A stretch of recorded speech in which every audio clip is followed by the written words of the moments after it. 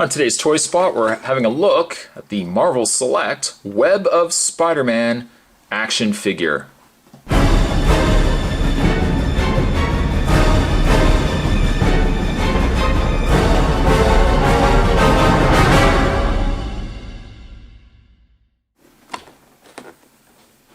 Strictly speaking, as a package end, this is one of my favorite Marvel Select figures. He displays very well just in this very large display case, or the very large display package. He is so nice, in fact, that I could say you could just keep him in package as is and you would still get a very nice looking display piece. Now, I obviously will open this because I'm going to review it for you guys. But it's a special collector edition action figure with highly detailed base. As you can see, that it comes with a gargoyle base there. On the side of the package, we've got the classic black costume Spider-Man. And on the back, depicted from Web of Spider-Man number 1, which is actually an issue I have. This is sculpted by Sam Greenwell. And also, if you were wondering, Web of Spider-Man issue number 1, 1984. 1984. The read-up says, Spider-Man found a wondrous new black costume while fighting an epic battle called the Secret Wars. The costume could respond to his thoughts, take on the appearance of any type of clothing, and even produce its own webbing. The web slinger wore this sleek black costume until he discovered that it really was an alien symbiote that was trying to permanently bond with him. Reed Richards of the Fantastic Four used a sonic blaster to sever the symbiote's connection with the web slinger and trapped it in a special container. Spidey wore a regular fabric version of the black costume until he held a confrontation with the escaped symbiote, which actually is funny. Let's zoom in. There's a bit of a misspelling there. With the escaped symbiote and his new host, Eddie Brock. Together they called themselves Venom. After narrowly defeating Venom, Spider-Man went back to wearing his traditional red and blue costume so he wouldn't be reminded of his greatest enemy.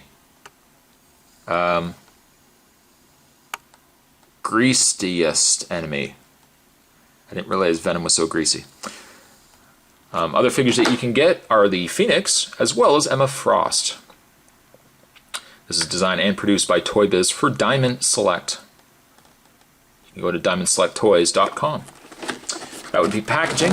Aside, I'm going to take a bit of a break. I'm going to get this opened up, and we're going to get a better look at Web of Spider-Man figure.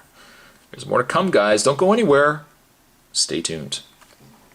Now, this has always been one of my favorite Spider-Man in package. Now, how well did he fare out of package? Well, we'll get into that in a second. Before we actually look at the figure, though, let's look at the actual display base.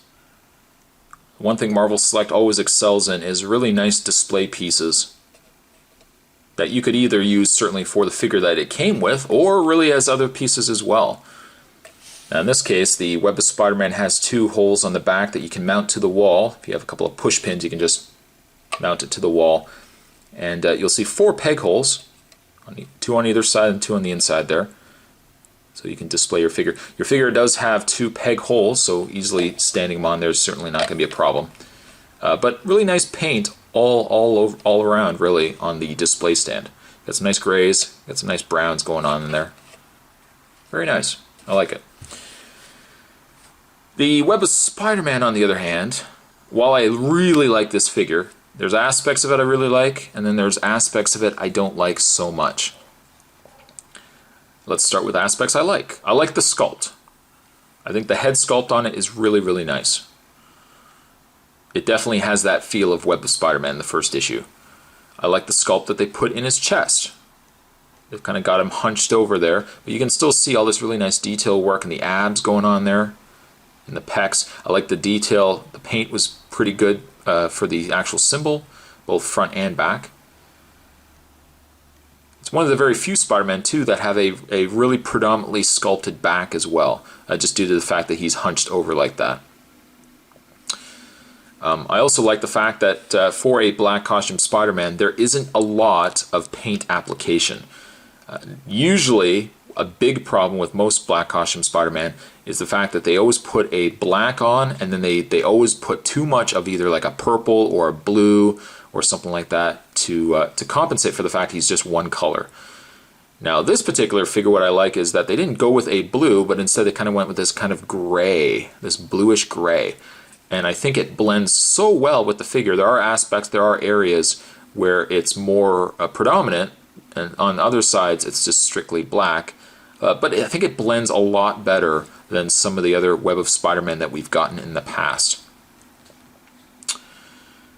I also like the fact that his torso is very skinny. It has broad shoulder area, but then it goes to a very thin waistline, and I like that quite a bit too. Now here's aspects that I don't care for as much. While he does have a ball-jointed head, which is a bit loose, unfortunately, on this figure, the one thing I kind of don't like is also the same thing I do like about this figure, and that's the fact he is hunched over. Hunched over is not that big of a problem, but it could have really used some ball joint, even though it's Marvel Select, but some ball joint in the upper torso that we could have bent the head up so you can have an upright Spider-Man. What we're ultimately going to get is a Spider-Man that always is going to be kind of hunched over, like he's lifted something really, really heavy and he needs a Robaxa set. Now, it wouldn't be a problem because if you're going to be displaying him on the base, it's not really going to make much difference. But if you're displaying him strictly on his own, unless you don't mind the fact that Spider-Man's going to always have this kind of creepy, hunched over look, then this may bother you as a figure. I do also like the fact he's got really skinny legs too, and skinny arms, which is also a plus for me. Another problem that I have is his legs. Now, it's not really a problem with the actual sculpt, but I find the way that the ball joints are, I can't seem to get some leg, like this one leg, I can't move. I can move the ball joint that's attached to the leg, but I can't get the actual thigh to rotate. It is stuck. So the only way I can get the thigh to properly move is to actually move the entire ball joint, and I end up getting Spider-Man with these bowed legs. As you can see, it should independently move so that you have the ball joint as a separate joint as well as the actual swivel in the thigh. This leg, unfortunately, as it stands right now, I can't get it to work. I might have to heat it just to get that leg to move. In the way of his articulation, as I was mentioned earlier, he has a ball-jointed head. He has pin and socket shoulders. As you can see, the pin is right there, and then the other piece is attached, so the arms bend in and out, and also rotate. There's a rotation in the bicep. There's a single bend at the elbow. There's a rotation in the wrist. There's a swivel in the waist. As I was also mentioning, there is a pin and socket shoulder or leg, so the legs will bend in and out. And you also have to be careful too. You always have to rotate. I think you can see right there is the actual hinge. So you have to rotate that hinge where you want to bend the leg. As it stands, that hinge is right there, so that leg is going to bend out. There is the rotation in the thigh, 2 bends in the knee, and also a hinged foot.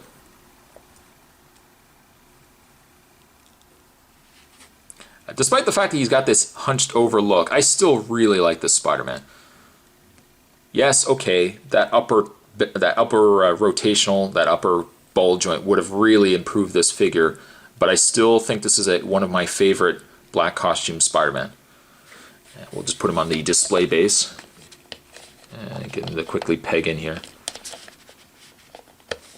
There we go, and there we go, and get him properly posed.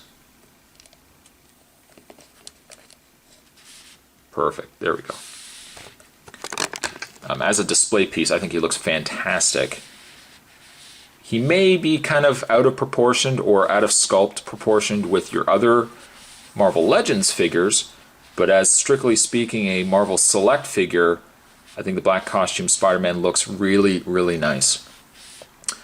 The Web of Spider-Man figure here, I am going to give a 7-2.